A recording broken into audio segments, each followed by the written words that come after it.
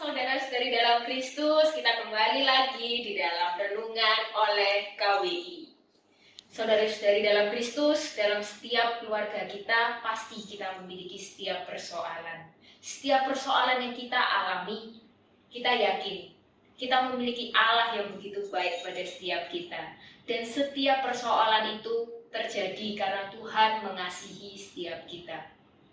Pada pagi hari ini, kita mau yakini bahwa kita memiliki Allah yang begitu besar. Kita memiliki Allah yang lebih besar dari setiap persoalan kita.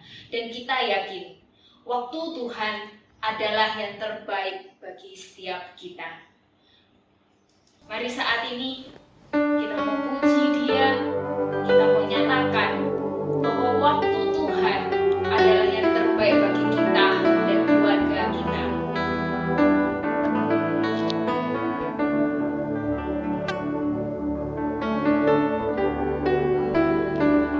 Bila Kau izinkan sesuatu terjadi, ku percaya semua untuk kebaikanku. Bila nanti telah tiba waktumu, ku percaya kuasa-Mu memulihkan hidupku. Waktu Tuhan pasti yang terbaik, walau kadang tak mudah dimengerti. Lewati cobaan, ku tetap percaya waktu Tuhan pasti yang terbaik.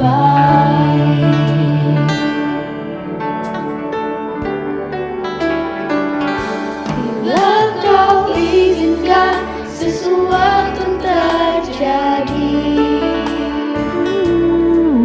ku percaya semua untuk kebaikanku.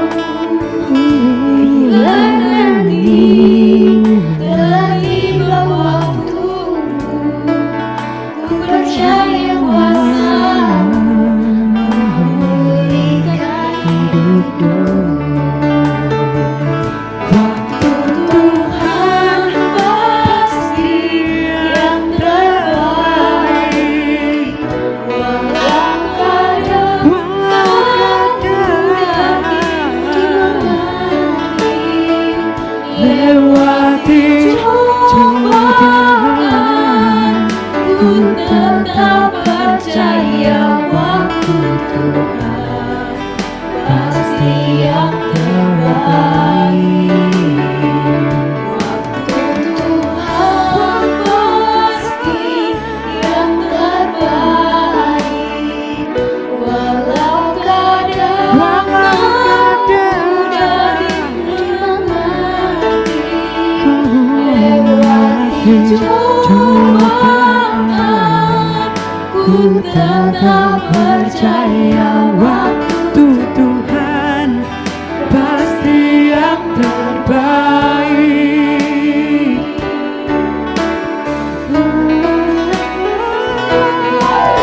Tuhan pasti yang terbaik, walau kadang tak mudah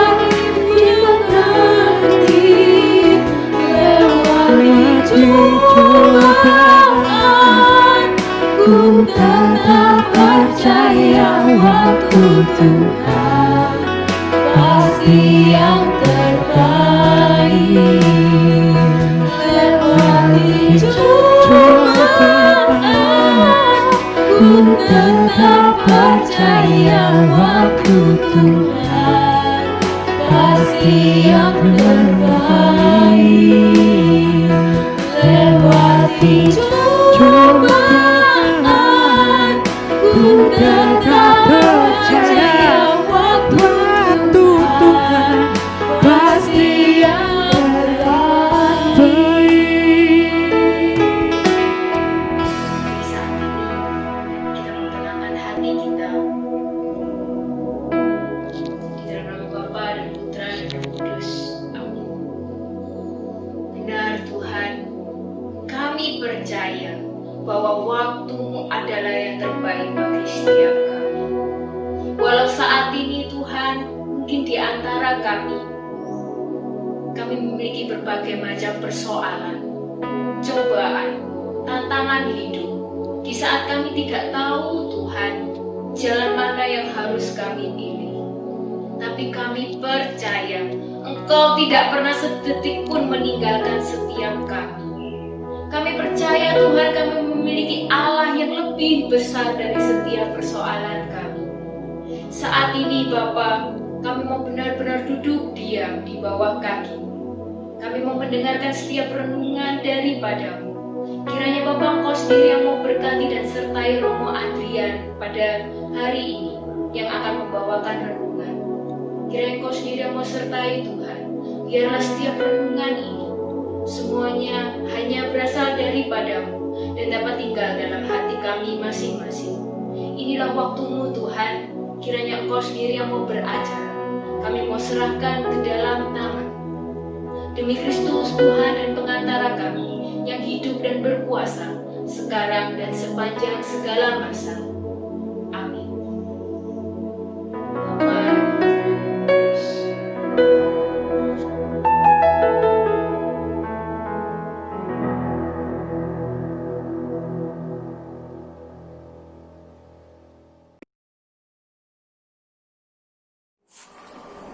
Saudara-saudari sekalian terkasih dalam Kristus, selamat malam semuanya. Di malam Natal ini, Komisi Keluarga KWI mau hadir bersama Anda sekalian, untuk Anda sekalian dalam katekesi keluarga. Tema malam hari ini adalah keluarga dalam pengungsian. Inspirasi dari tema ini adalah keluarga Kudus Nazaret yang mengungsi ke Mesir. Sebagai bahan permenungan, saya mau mengajak Anda sekalian untuk membaca dari Injil Matius bab 2 ayat 13 sampai 15.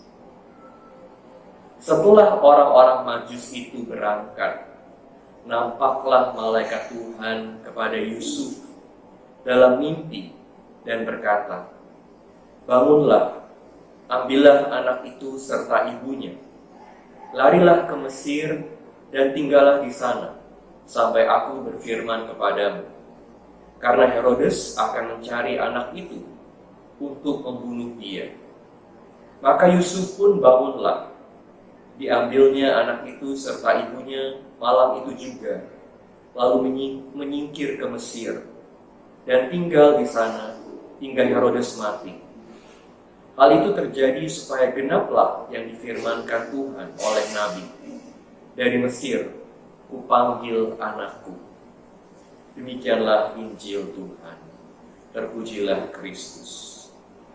Saudara-saudari sekalian terkasih dalam Kristus, malam ini, malam Natal, adalah malam yang sangat indah buat kita semua. Malam yang sangat indah buat banyak keluarga. Malam yang penuh dengan memori indah dari kita masih kecil sampai kita hari ini. Memori Natal selalu membuat hati kita menjadi hangat. Namun demikian, di saat kita merayakan Natal ini, ada banyak juga keluarga yang berada dalam situasi yang sangat sulit, terutama mereka yang harus keluar dari tempat tinggal mereka, masuk dalam pengungsian. Bukan hanya itu, bahkan di saat ini pun Natal tahun ini pasti jadi Natal yang sangat berbeda. Karena kita berada di dalam situasi COVID. Kita tidak bisa merayakan Natal sebagaimana kita biasa merayakan Natal.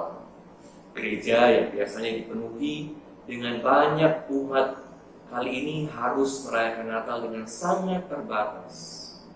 Saling kunjungan ke anggota keluarga, kumpul keluarga besar, juga menjadi hal yang sangat sulit kita lakukan malam hari ini.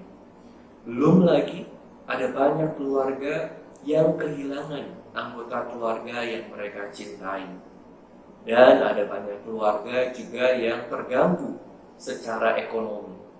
Di paroki saya, di Redemptor Mundi, Surabaya, ada 200 keluarga yang setiap bulan kita harus bantu untuk memenuhi kebutuhan dasar mereka.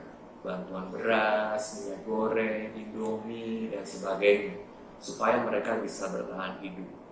Yang pasti, Natal kali ini menjadi Natal yang sulit buat banyak keluarga. Namun demikian, semangat Natal harus tetap hidup dalam keluarga kita. Apa semangat Natal itu? Mari kita melihat lebih jauh bacaan Injil yang sudah kita baca, dan kita mau belajar dari keluarga kudus Nazaret.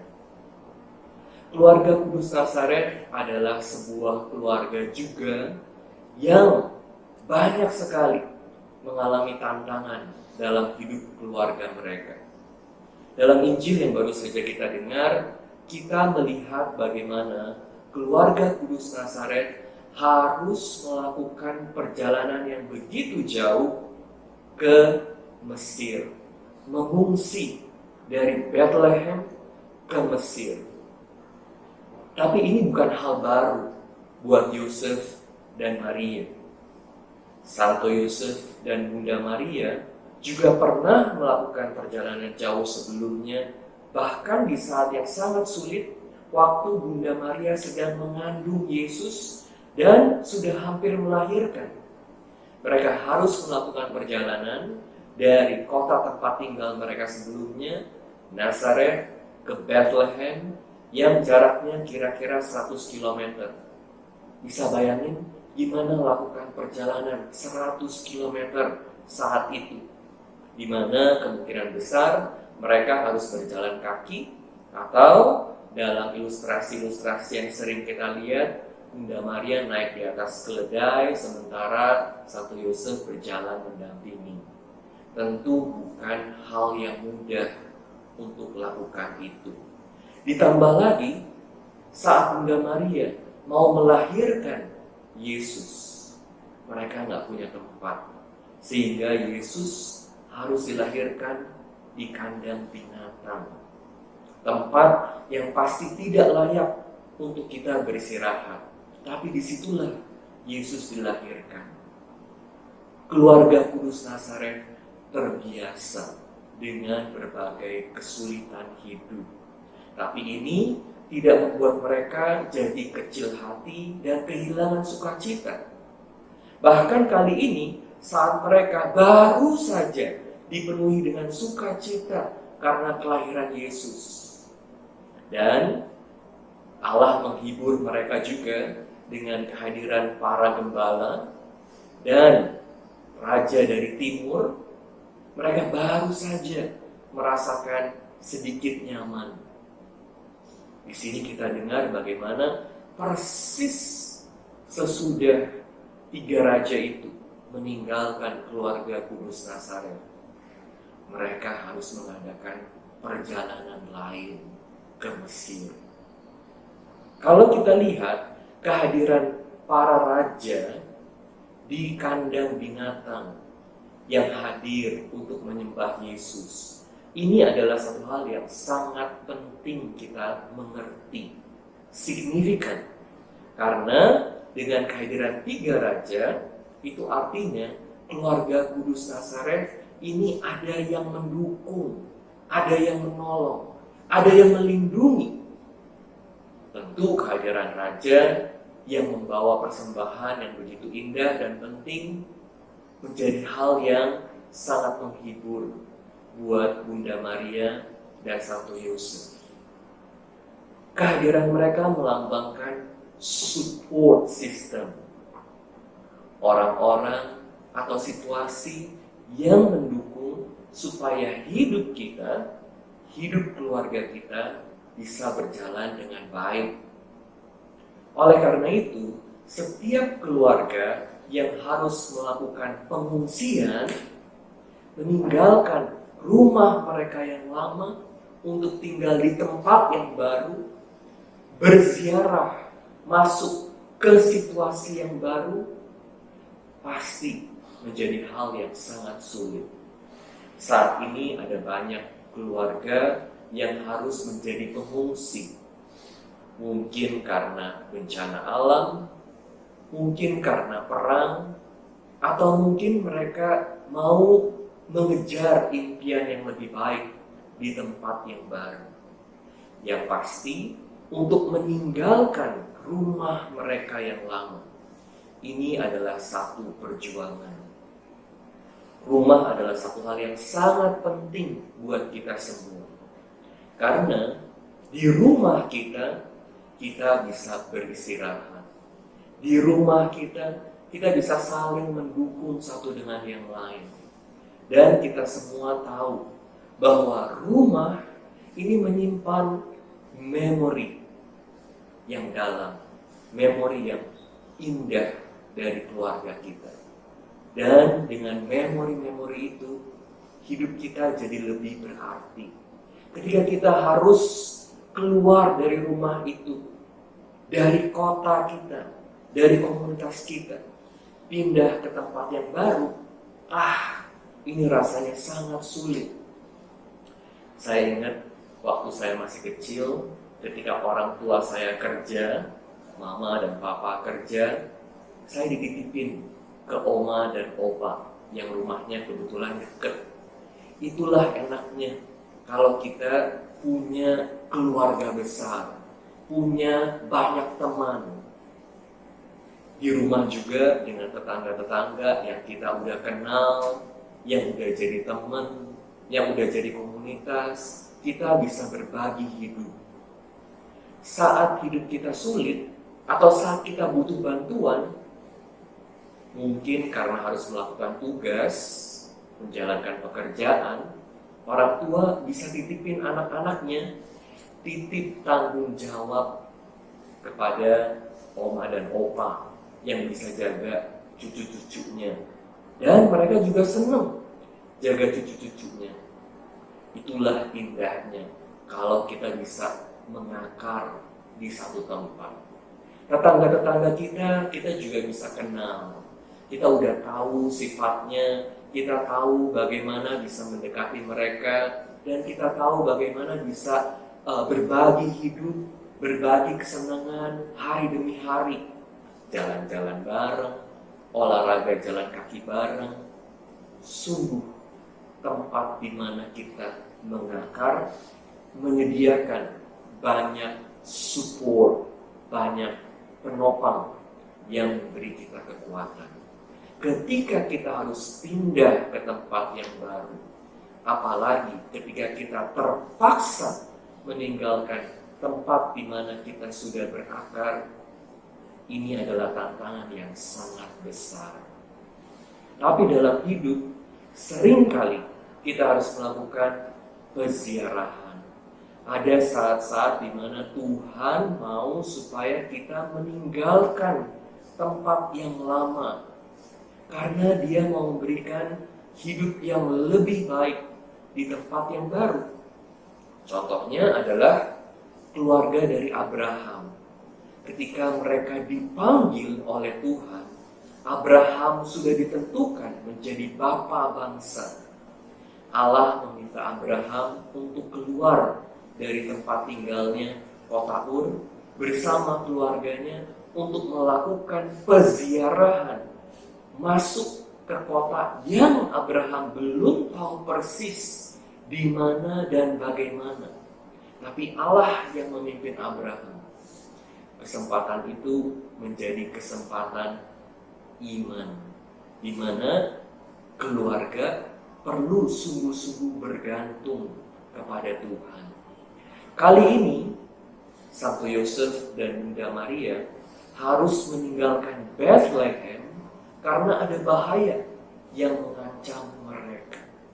Persis saat para raja meninggalkan mereka, support system yang membuat mereka bisa jadi lebih tenang karena ada raja yang berkuasa yang bersama mereka.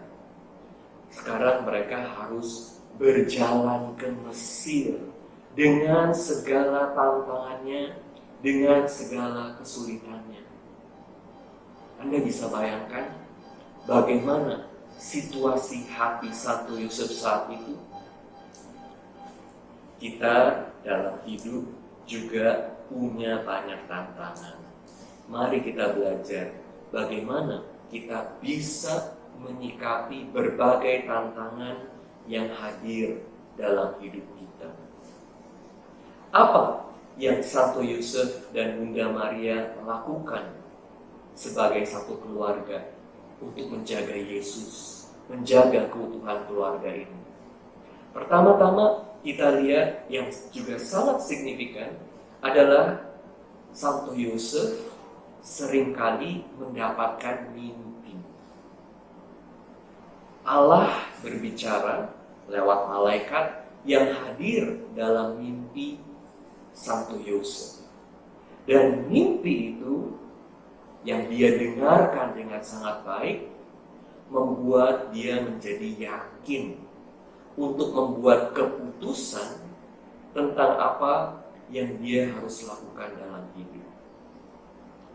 Saat kita mengalami kesulitan dalam hidup, sebagai keluarga, kita perlu belajar mencari kehendak Allah dalam hidup kita. Setiap perubahan terjadi bukan kebetulan. Segala sesuatu di dalam setiap situasi, Allah pasti punya maksud. Oleh karena itu, kita perlu belajar mendengarkan suara Allah, mencari kehendak Allah dalam hidup kita. Santo Yosef melakukan tugasnya sebagai seorang ayah, seorang suami yang melindungi keluarganya dengan sangat baik, bukan hanya karena kebijaksanaan manusiawinya belaka, tapi karena dia mendengarkan suara Allah. Bagaimana cara mendengarkan suara Allah di zaman modern seperti ini? Bagaimana tahu kehendak Allah? Tentu untuk mengetahui kehendak Allah buat keluarga kita, kuncinya adalah kita perlu membangun relasi yang dekat dengan Allah. Untuk membangun relasi yang dekat dengan Allah, tentu kita harus beri waktu kepada Allah. Apakah kita sebagai keluarga juga berdoa bersama? Dan tentu kehendak Allah sudah dinyatakan kepada kita semua umatnya saat ini lewat sabdanya. Apakah kita meluangkan waktu untuk mendengarkan sabda Tuhan? Kita harus rajin memberikan waktu untuk Tuhan dan membangun relasi dengan Tuhan. Tuhan berkarya, Tuhan bersabda lewat banyak hal. Kalau dalam situasinya Santo Yosef, lewat mimpinya. Tapi pertanyaannya, apakah kita bisa mendengarkan suara Allah yang berkata, yang menunjukkan jalan, memberikan tanda-tanda penting dalam hidup kita? Jangan-jangan Tuhan sudah memberikan tanda yang sangat jelas, tapi kita tidak bisa mendengarkan suara Tuhan karena kita sibuk hanya dengan berbagai keinginan kita sendiri saja. Kita harus mencari kehendak Allah, mendengarkan Allah. Dan tentu peranan Bunda Maria juga sangat penting sebagai pendamping dari Santo Yosef. Kita tahu bahwa buat Bunda Maria, hidup juga tidak mudah. Saat Bunda Maria menerima kabar gembira dari malaikat Gabriel, itu juga adalah kabar yang sulit buat Bunda Maria. Pasti Bunda Maria udah punya banyak impian dalam hidupnya. Dia punya impian untuk membangun keluarga dengan orang yang dia cintai, Santo Yosef. Mereka pasti juga ingin membangun keluarga bersama, punya anak dari orang yang dia cintai. Tiba-tiba impiannya dihancurkan oleh rencana Allah. Karena Allah punya rencana yang berbeda buat Bunda Maria. Kalau kita jadi seperti Bunda Maria, apakah kita akan kecewa? Kita akan marah? Atau kita tetap bisa bersuka cita dan mengatakan ya pada kehendak Tuhan? Bunda Maria dalam kantikelnya, dia mengatakan, jiwaku bersuka cita di dalam Allah. Karena Allah melakukan banyak pekerjaan besar dalam hidupku. Hal yang kelihatannya di mata kita manusia sangat sulit, di mana impian Bunda Maria itu nggak bisa dia jalankan lagi. Plus, dia juga harus ambil risiko untuk ditolak oleh Santo Yosef, ditolak oleh keluarganya, ditolak oleh masyarakat, bahkan dicap sebagai wanita yang tidak baik. Hidupnya ada dalam bahaya. Tapi walaupun dengan situasi sulit seperti itu, Bunda Maria selalu belajar untuk menerima kehendak Tuhan. Setiap hari kita berdoa doa Bapa Kami. Terjadilah kehendak-Mu Bapa di atas bumi seperti di dalam surga.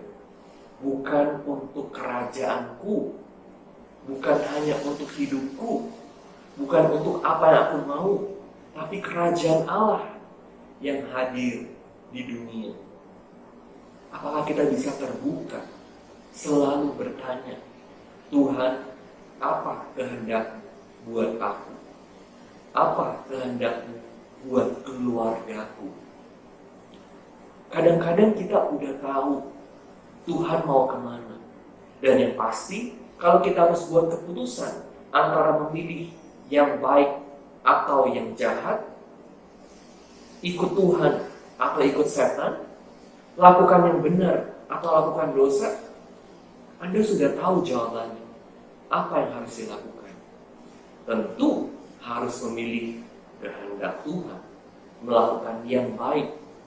Tapi berapa sering, walaupun kita udah tahu apa yang menjadi kehendak Tuhan, kita tetap memilih untuk melakukan kehendak kita sendiri. Hidup dalam dosa. Bagaimana suara Tuhan bisa kita dengarkan?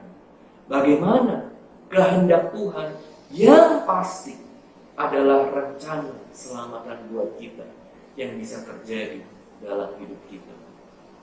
Belajar menjadi seperti Santo Yosef yang terus-menerus, konstan, teratur, seperti Bunda Maria mengatakan, ya Tuhan.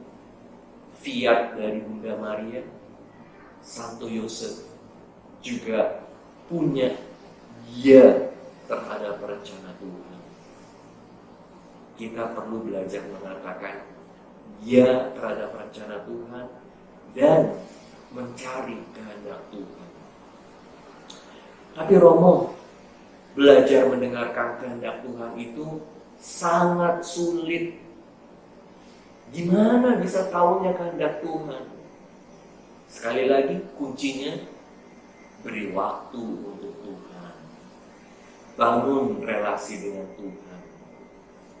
Saya ingat ada satu cerita mengenai pasangan suami istri. Mereka baru aja nikah 1 tahun. Tentu Anda tahu, kalau baru nikah 1 tahun, itu kan seringkali komunikasi antara suami istri juga belum lancar. Jadi seringkali kita harus nebak-nebak nih suami mau apa, istri mau apa. Walaupun udah banyak perkataan yang kita sampaikan, tapi masih sulit untuk berkomunikasi. Apalagi kalau mau mengkomunikasikan hal-hal yang sensitif. Satu hari pasangan suami istri ini, mereka baru mau merayakan hari ulang tahun pernikahan mereka yang pertama. Istrinya kepengen sekali dapat hadiah cincin berlian dari suaminya. Tapi istrinya ini bingung, gimana ya bilangin sama suamiku ya cincin berlian ini ya. Akhirnya dia dapat ide.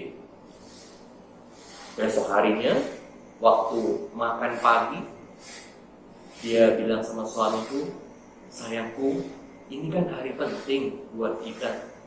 Happy anniversary yang pertama. Iya, happy anniversary istriku. Tadi malam sayang, aku mimpi, kata istrinya ini. Aku mimpi aku dapat cincin berlian. Kira-kira ini artinya apa ya sayang ya? Suaminya diam sebentar, kemudian dia bilang sama istrinya, aku nggak tahu artinya apa. Tapi kamu jangan khawatir, malam ini kamu akan tahu apa arti mimpimu. Wah, istrinya senang sekali karena dia yakin bahwa suaminya ini udah dapat pesan yang dia ingin sampaikan. Mau cincin berlian sebagai hadiah ulang tahun pernikahan. Kemudian hari itu karena saking senangnya, istrinya itu masak makanan kesukaan suaminya, rumahnya dibikin sangat bersih, didekor indah dengan lilin-lilin dalam rumah ya. Wah, luar biasa.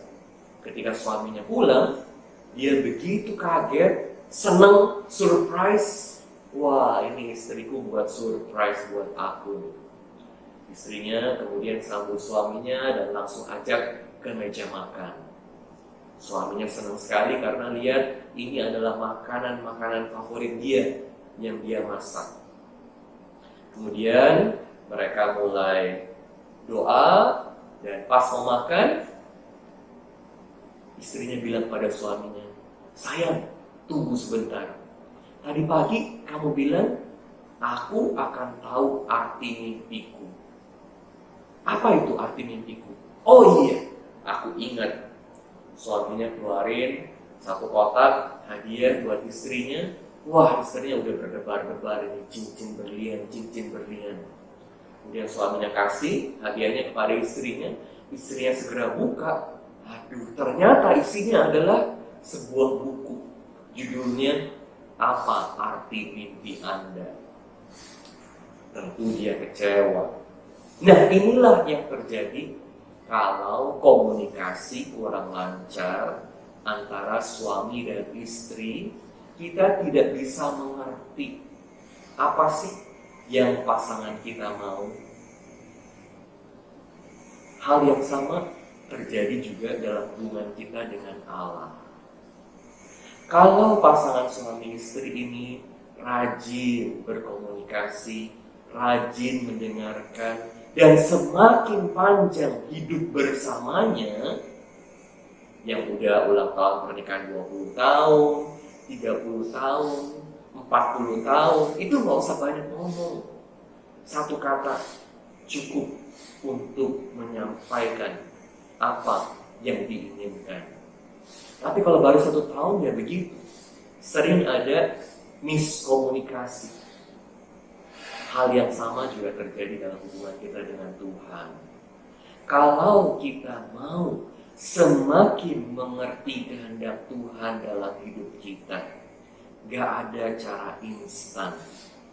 Harus bangun hubungan dengan Tuhan. Seperti Santo Yusuf belajar mendengarkan Tuhan. Seperti Bunda Maria belajar mendengarkan Tuhan dan terbuka terhadap arahan Tuhan. Hanya dengan memberikan waktu dan bangun hubungan dengan Tuhan yang mendalam, kita bisa semakin hari semakin mengerti rencana Tuhan dalam hidup kita. Saudara-saudari yang terkasih dalam Kristus, kalau kita sudah mengetahui apa yang kita harus lakukan kita harus mengikuti kehendak Allah.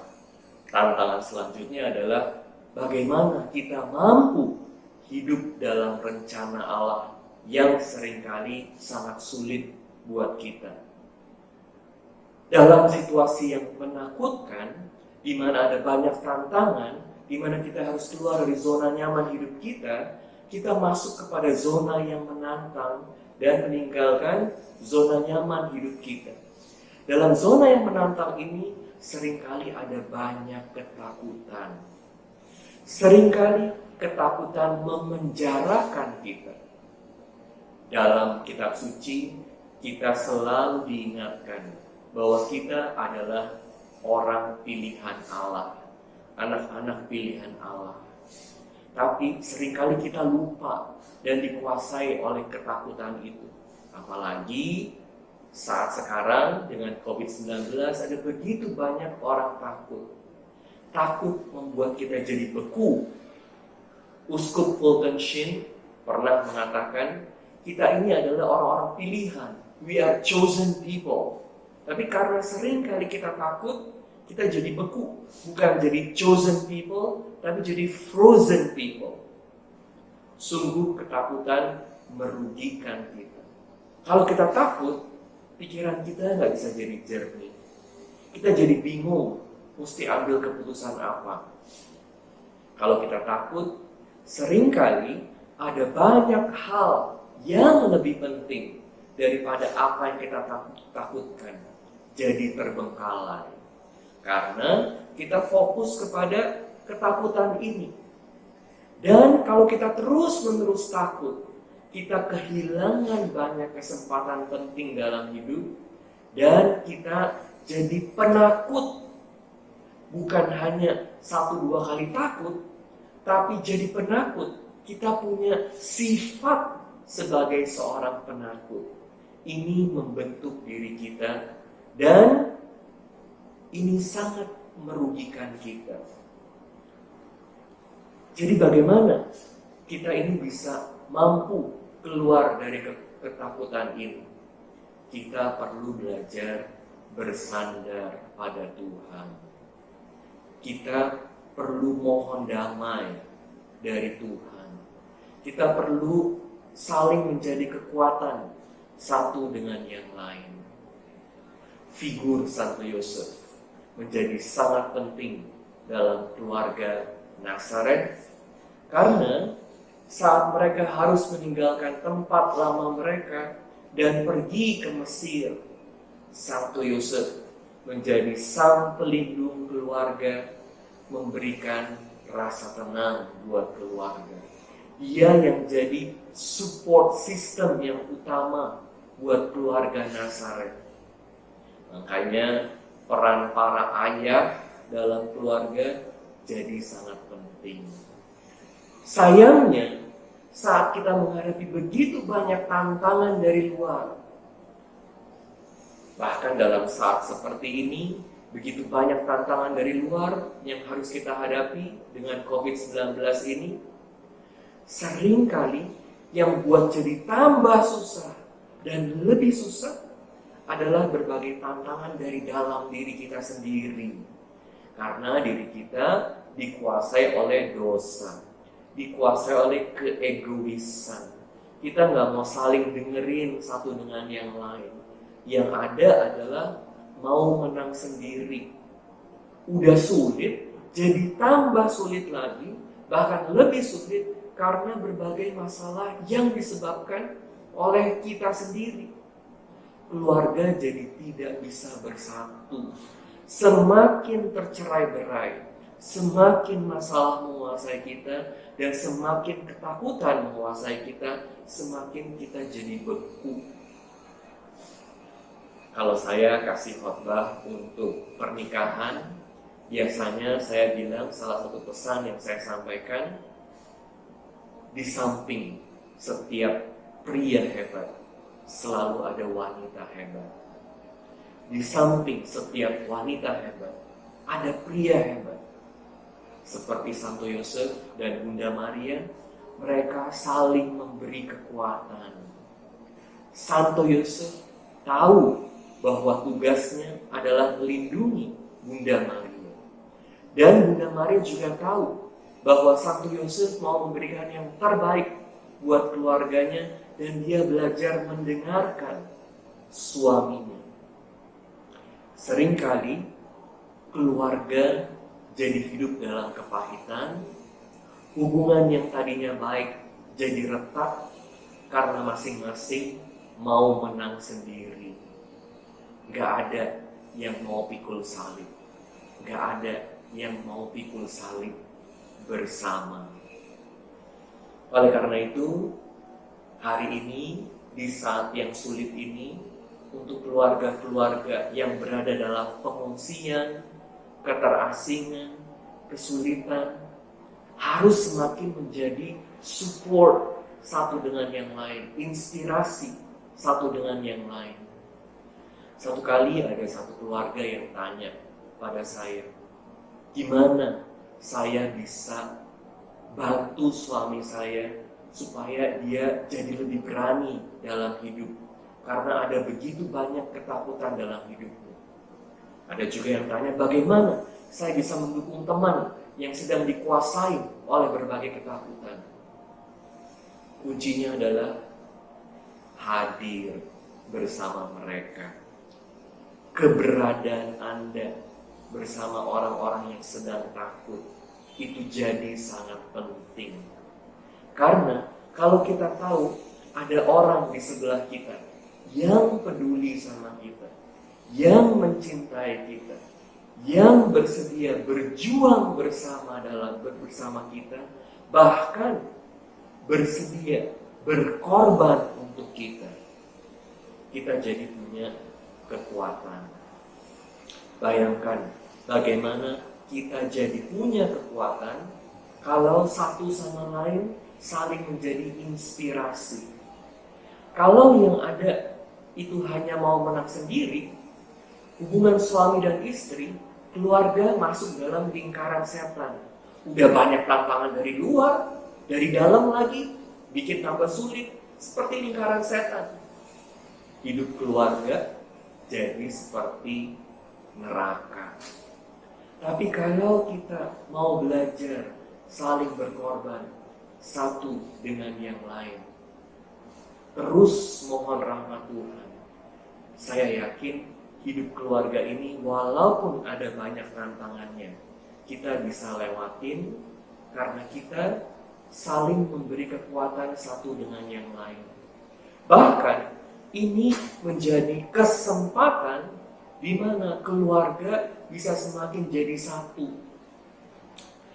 Salah satu tempat alam yang luar biasa itu ada di Amerika, namanya Yosemite. Pohonnya tinggi-tinggi sekali pohonnya. Anda bisa cek di internet berapa tinggi pohonnya. Ya, pohon bisa punya ketinggian lebih dari 100 meter.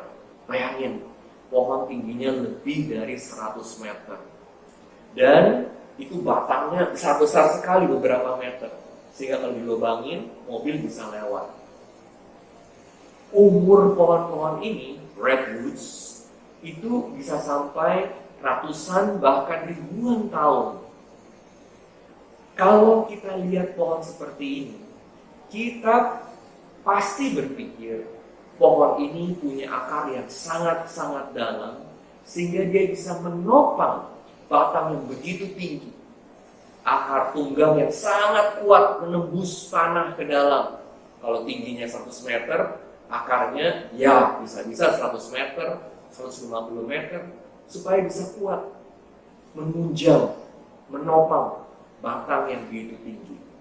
Apalagi tentu di alam ada banyak tantangan. Bagaimana menghadapi tantangan angin keras? Semakin tinggi pohonnya, semakin sulit menghadapi tantangan angin yang begitu keras yang menerpa. Ternyata kalau dipelajari, pohon-pohon ini bukan ditopang oleh akar tunggal, tapi mereka ini hidup dengan akar serabut yang kedalamannya ya paling cuma beberapa meter. Tapi gimana mereka bisa kuat dan bertahan sampai ratusan bahkan ribuan tahun? Bagaimana mereka bisa sampai pada ketinggian yang begitu luar biasa yang mengagumkan? Itu ternyata karena akar-akar ini saling berpegangan satu dengan yang lain. Satu pohon pegangan sama begitu banyak akar. Akar mereka membentuk jaringan yang saling menguatkan, saling masuk, saling mempengaruhi. Sehingga mereka bisa jadi begitu kuat, begitu luar biasa. Kita manusia punya banyak kelemahan, tapi kita harus hidup saling menolong satu dengan yang lain. Itu adalah kasih sejati.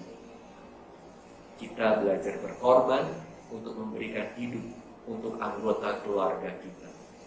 Di malam Natal ini, walaupun dengan berbagai kesulitannya, berbagai tantangan, berbagai ketakutan, Yesus hadir di tengah kita, di palungan dalam keluarga kita, dalam hati kita. Siapapun kita, bagaimanapun kondisi kita, sepanjang kita mohon supaya Yesus hadir dalam keluarga kita, Dia pasti memberikan rahmat-Nya buat kita. Semoga Anda sekalian, kita semua selalu hidup dalam rahmat kehadiran Tuhan Yesus. Mari kita tutup acara malam hari ini dengan doa penutup.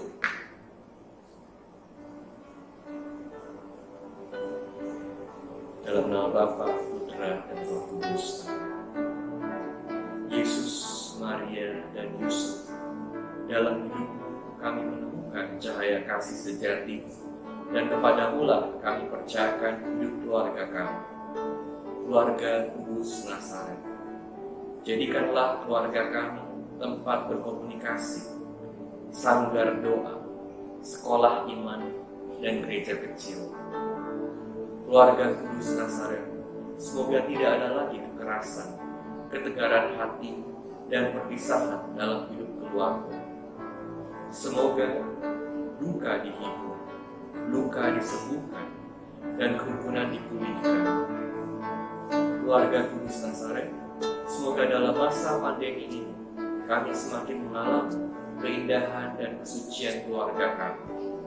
Semoga kami semakin mengenal rencana-rencana-Mu yang indah. Yesus, Maria, dan Yusuf, dengarkanlah dan kabulkanlah doa-doa kami. Tuhan serta, semoga Allah yang Maha Baik memberkati Anda sekalian dalam nama Bapa dan Putra dan Roh Kudus. Amin. Selamat Natal.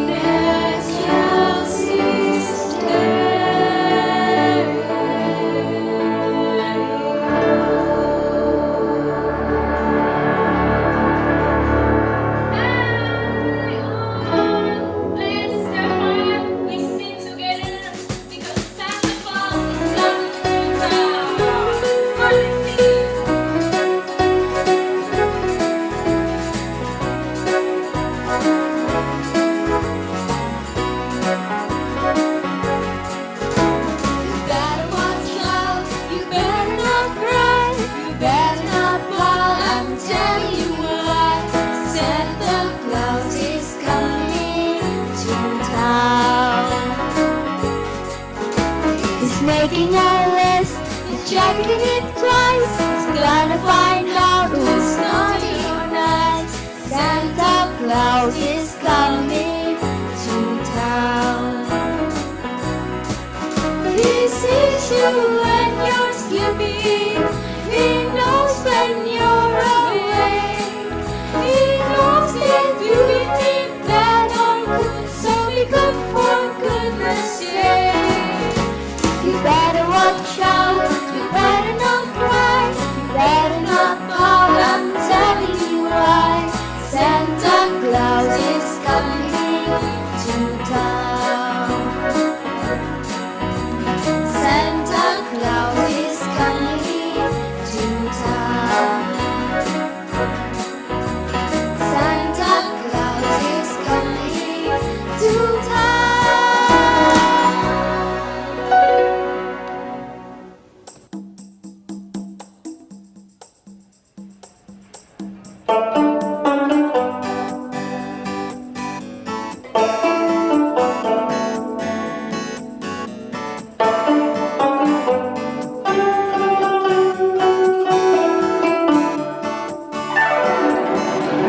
Feliz Navidad,